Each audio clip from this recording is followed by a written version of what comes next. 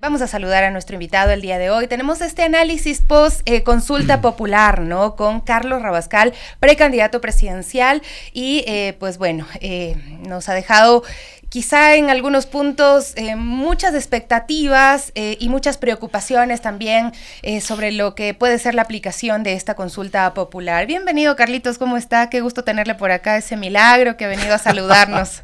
Muy buenos días, Sofi. Para mí siempre será un gusto venir a Radio Pichincha, lo considero mi casa realmente, me siento muy identificado y con usted pues evidentemente que nos conocemos desde que yo vine a vivir aquí. No dirá desde la época de la chispa. No, de la época de la chispa no, porque la pongo en evidencia y yo soy caballero. Pero más bien muchas gracias por esta invitación.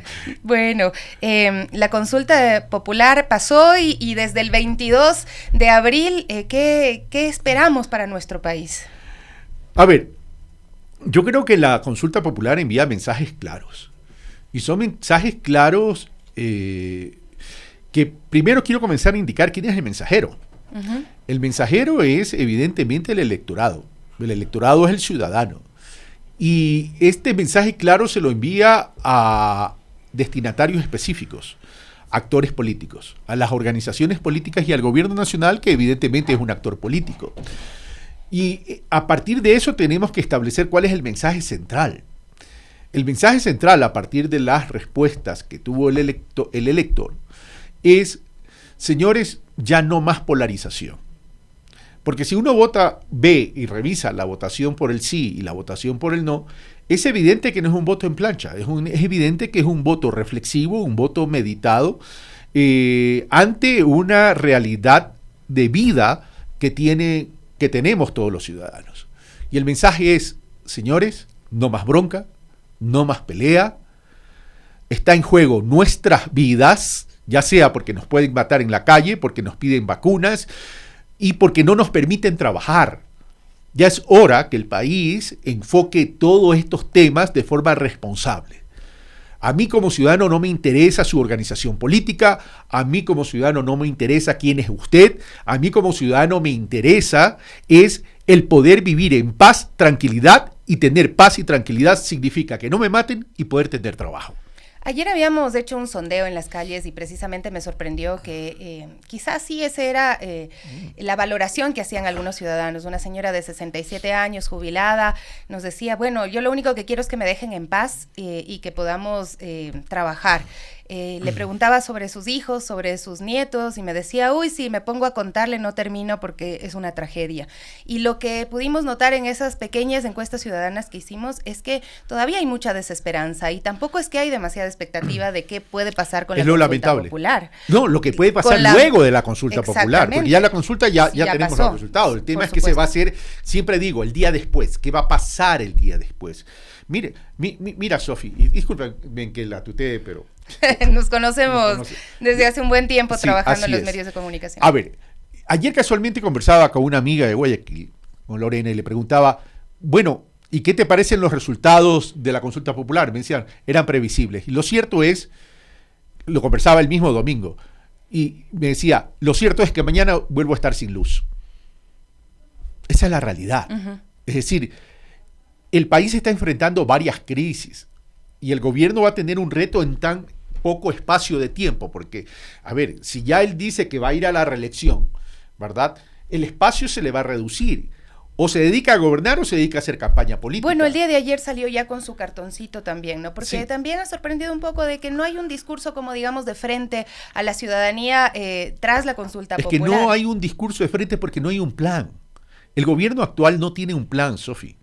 El gobierno actual no tiene un rumbo. El gobierno actual lo único que hace es dejar transcurrir el tiempo e incorpora lo que vino incorporando desde el principio de su gobierno, que son golpes de efectos, golpe de efectos, golpe de efectos. A ver, analicemos la respuesta del sí en el tema de la seguridad. ¿Cuáles son las preguntas relativas a la seguridad de mayor peso en términos de votación, en términos de selección por parte del ciudadano? Son aquellas que tienen o que guardan relación con las Fuerzas Armadas. Uh-huh, claro. ¿Ya? ¿Eso nos llama la atención? No.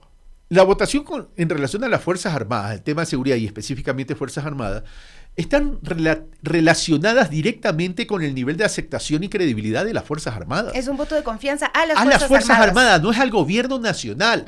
En medio de esta desesperación que digo, me pueden matar, me pueden robar, no me dejan trabajar por las vacunas, ¿en quién creo? En las Fuerzas Armadas. Pero no es al gobierno nacional. Pero es el gobierno el que va a tener que decirle a las Fuerzas Armadas esto hay que hacer o esto no hay que hacer, ¿o no? Así es, el tema es que no hay esa instrucción, porque no hay un plan de seguridad. ¿Cuál es el famoso Plan Fénix? Lo único que conocemos o pudiésemos conocer del Plan Fénix es que ya debería estar en la lista de los más buscados porque nadie lo encuentra. El famoso Plan Fénix, ¿ya? Es decir, a ver, si aterrizamos y traducimos tan solo la seguridad como la presencia de las Fuerzas Armadas en las calles, en las cárceles, ¿podemos llamar a eso plan de seguridad? No, eso es un pedido a partir del temor que tiene la ciudadanía. Pero la ciudadanía puede actuar por temor, puede reaccionar por indignación y por miedo, pero un gobierno no puede reaccionar por temor o por miedo.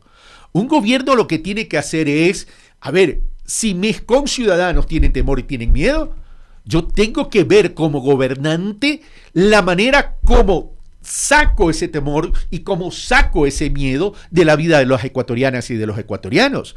Entonces ahí viene, ¿cómo lo voy a hacer? ¿Cómo articulo un plan de seguridad con la economía, con la producción, con el trabajo? ¿Cómo articulo un plan de seguridad con esos elementos que adicionalmente coordine directamente con los municipios y prefecturas para ir activando no solo seguridad, sino entendiendo que el elemento más sensible de la seguridad es la economía, la producción y el trabajo? ¿Dónde está ese plan? No lo existe. Bueno, en unos instantes vamos a tener una salida en vivo con nuestra compañera Belén Caiza, que está con educadoras de centros infantiles que están sin pago desde el año pasado.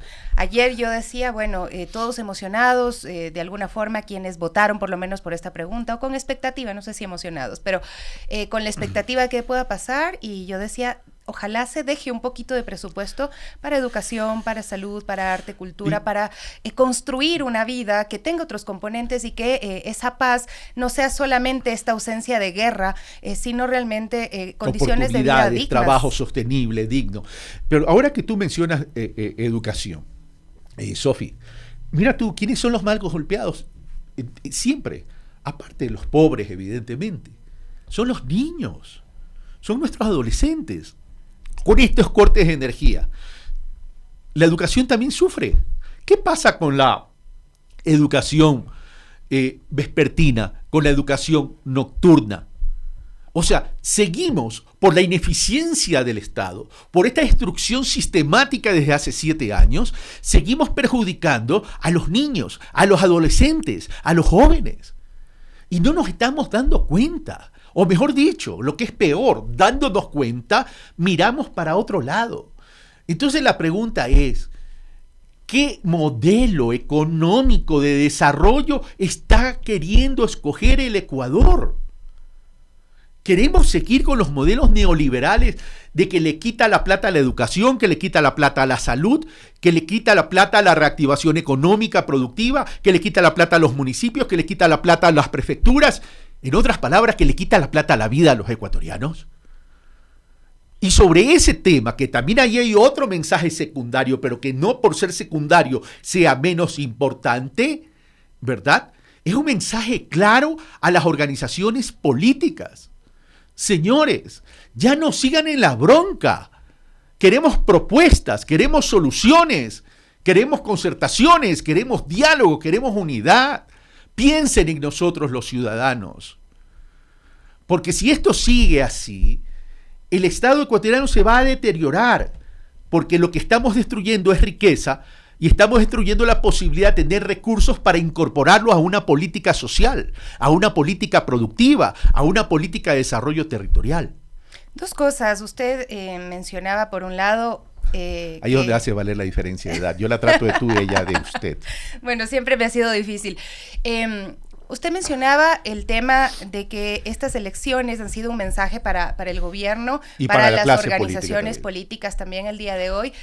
Pero bueno, no sé si es que en realidad se puede ver que estas organizaciones, que el mismo gobierno ha tomado ese mensaje, por ejemplo, en lo que tiene que ver con el modelo económico que busca la ciudadanía, que al votar no en contra de los arbitrajes, al votar no en contra de la posible precarización laboral, también está diciendo, yo no quiero ese modelo económico, pero todos están tan triunfalistas, los unos que creen que es una goleada, los otros que también creen que ganaron.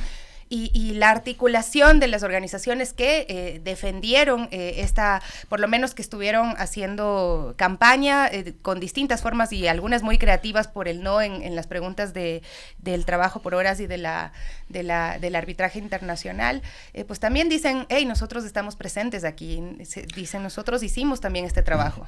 Definitivamente todos hicieron un trabajo, pero el trabajo más importante es la respuesta de la ciudadanía. Aquí nadie se puede reivindicar el triunfo, ninguna organización política y peor el gobierno nacional. Pero el tema es, y me voy a basar en tus palabras, Sofi, no queremos este modelo económico, lo relacionas con las respuestas del no a la pregunta D y E, que tiene que ver con el trabajo por horas y que tiene que ver con el tema de los arbitrajes internacionales. Pero sin embargo de aquello, Lasso ganó. Sin embargo de aquello, Noboa ganó. Y no me vengan a decir que no sabían qué modelo representaba ni Lasso ni Noboa. Entonces, esas pequeñas y grandes diferencias son las que tenemos que analizar. ¿Por qué aún sabiendo que esos modelos económicos te hacen daño a la vida de una gran población, gana Lasso y gana Noboa, fieles representantes de ese neoliberalismo? Y no de esa extrema derecha. ¿No tiene que ver con la imposibilidad de la izquierda como tal de lograr acuerdos? Tiene que ver con la imposibilidad de las izquierdas y más allá de las izquierdas, de la tendencia de los espacios progresistas a no llegar a acuerdos concretos. Porque el problema es que dentro de esas tendencias hay pesos, pero no hay contrapesos. Y hay pesos que quieren imponer una verdad, que quieren imponer un camino, que no, los otros no están dispuestos a aceptarlo. Entonces lo que tenemos también que hacer nosotros dentro de esas tendencias es una verdadera autocrítica. Hemos perdido la capacidad de hablarnos, hemos perdido la capacidad de escucharnos, hemos perdido la capacidad de entender y comprender que nuestra esencia y nuestra identidad dentro de estas tendencias tienen que más fijarse en lo que quiere el pueblo que en lo que queremos nosotros. Entonces falta eso, falta una madurez política, falta una capacidad de poder establecer una hoja de ruta. Y bueno, también la crítica que hacemos los electores muchas veces es cómo compramos estos discursos, ¿no? Que bien usted dice, bueno, pues nos están hablando desde un modelo neoliberal y luego vienen y aplican estas cosas, pero también ha habido muchos mensajes confusos, porque el mismo Noboa casi se declara ambientalista. No, se declaró de izquierda. Bueno, no sé si de izquierda como tal, pero por lo menos ambientalista. Lo dijo. Cuando hablamos del Yasuní, que era un tema que logró mucha aceptación de la ciudadanía, esa conciencia ambiental, él dijo que no eran tan importantes los recursos que provenían del Yasuní y luego cuando asumió desconoció prácticamente la necesidad de implementar esa consulta popular. Ojalá que haya un punto de quiebre luego de esta consulta popular en términos de conciencia y reflexión ciudadana. A ver, Lasso se caracterizó por haber coleccionado una serie de mentiras que dijo en la campaña y que nunca cumplió. Y el propio presidente Noboa, igual. Tú mencionas lo del Yasuní, hoy está pidiendo moratoria. Pero también recordemos algo que tiene que ver con la pregunta de trabajo por hora. ¿Acaso no dijo él en la campaña que era una regresión de derechos y que eso no se podía ni siquiera pensar en establecer? Y sin embargo, él defendió este tema. El trabajo por hora. Claro, sale un día anterior a la consulta popular a decir que eso fue tema de Construye y no de él. Pero por favor, entonces tú ves ahí la cantidad de mentiras que se van diciendo de parte de estos representantes de la derecha neoliberal, que en el momento que llegan a ser gobierno, simplemente ven al ciudadano y le sacan la lengua. Porque decir es te mentí, te engañé. Pero en ese juego también han caído las organizaciones políticas. Fíjate tú la capacidad de engañar del presidente de la República, que ha pasado 5 proyectos de ley por el famoso acuerdo supuesto de gobernabilidad. Entonces también ahí vamos a tener que reflexionar qué entendemos por gobernabilidad. Pues. Y ahí está el presidente. Ahora, no es un presidente fortalecido. Yo creo que ahora el pueblo ecuatoriano le dice es, tú me hablaste de seguridad, yo ciudadano te di todo. Te di 5 proyectos de ley, permití que me sacrificaras con un incremento del IVA. Ahora ya no me vengas con más excusas. Ahora ya no me vengas con el discurso de sabotajes. Ahora ya no me vengas con golpes de efecto. Ahora, de aquí en adelante, yo espero resultados. Ya tienes a las Fuerzas Armadas en la calle. ¿Dónde están los resultados? ¿Dónde ha bajado la criminalidad? ¿Dónde ha bajado la vacunación? ¿Dónde ha bajado el sicariato? ¿Cómo me has generado trabajo y empleo? ¿Cómo me has pagado a los municipios y a las prefecturas los valores que me debes al igual que los proveedores? Es decir, ya no más excusas. ¿Y la ciudadanía analizará solamente el tema de seguridad? ¿Y qué pasa con los otros componentes? Porque quizás es la expectativa del gobierno, que solamente se fijen en los resultados que tienen que ver con seguridad. Esa es la expectativa del gobierno, pero esa no es la expectativa del ciudadano. Porque el ciudadano de a pie, aquel que transita en la calle, aquel que va a comprar a una tienda, aquel que va al seguro social y que todavía no hay medicamentos ni insumos, ese vive el día a día, pues.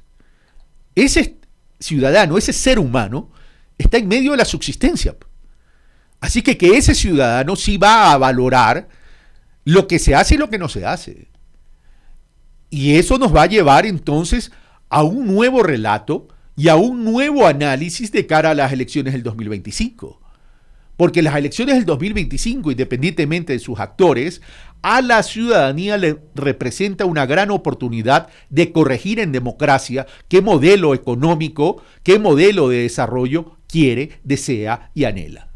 ¿Cuál es el mensaje que le dan a usted, los ciudadanos y ciudadanas, tras de esta consulta popular? Porque usted también está en este momento con una precandidatura presidencial que dependerá de concretarse también de qué elementos.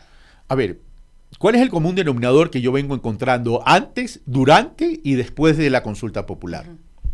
Es, ya no creo en nadie, la política me da asco, no están sintonizando con la vida de nosotros, y eso lleva a una conclusión, que tú también la dijiste, desesperanza. Desesperanza. Hay una sensación y un sentimiento de abandono en la ciudadanía. Y eso sí es preocupante, es tremendamente preocupante, porque eso te paraliza, eso te congela, eso te hace retroceder. Y frente a todos estos elementos que estoy mencionando, eso tiene un efecto negativo en el país. Es el congelamiento del país, porque no hay reacción. ¿Y cuáles serían los factores que confluyan para que la precandidatura de Carlos Rabascal se concrete en una candidatura en el 2025? Mira, yo en este momento no te hablaría ni siquiera de la precandidatura de Carlos Rabascal. Yo te hablaría de la necesidad que tenemos los distintos actores de la democracia a despertarnos del limbo que estamos viviendo y de la gran modorra que está viviendo el Ecuador. Porque esto ya es una tarea de todos en la democracia. Sí, evidentemente la clase política es un actor importante, pero también hay actores en democracia que no les interesa la política, pero que también viven en el Ecuador. Yo creo que ahorita hay que llamar a una corresponsabilidad de todas y todos a efectos de sacar al país adelante.